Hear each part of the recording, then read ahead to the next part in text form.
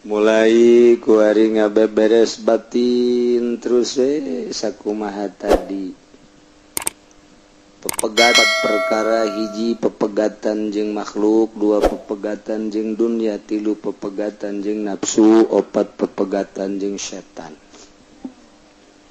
Eta bae nu dimaksud ku ilmu thariqah teh dek usul ka Allah awaikna gangguanna opat. Geus moal aya jelema nu suluk boga jaringan-jaringan lantaran eta mah gangguan usul ka Allah.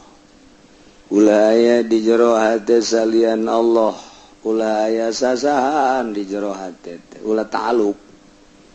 Ulah bergantung ke atasan, bergantung ke bawahan, bergantung ke jelema, bergantung ke nu boga jabatan ulah. Allah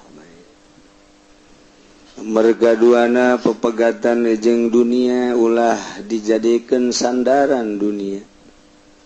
Sakumaha cek Sufyan Suri kula ti mimiti berangkat belajar ilmu mawa duit 500 dinar gede.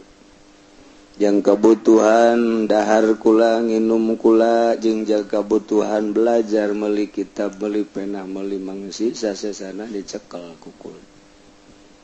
Sanggeus kula berangkat belajar terus meniti ilmu ma'rifat usul ilallah sapoe kula dibikeun kabeh ulama embung bogana naon.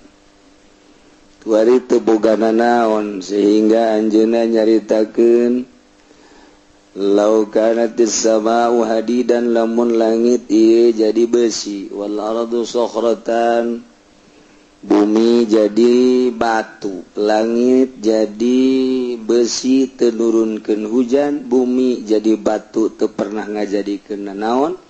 Kemudian kaula tatagenan karena rizki kula di bumi kula mah termasuk kufur tetep moal robah kula mah hujan henteu naon langit deuk ngahujanan nganteukeun bumi deuk ngajadikeun jajadian atawa henteu kula mah moal robah menta ka Gusti Allah sebab bagian kula mah moal ku batur. Bagian batur moal ku kula geus anggeus dibagi ku Gusti Allah ana geus anggeus kula moal sabakatul hiber-hiber acan kudu neangan lantaran geus diatur ku Gusti Allah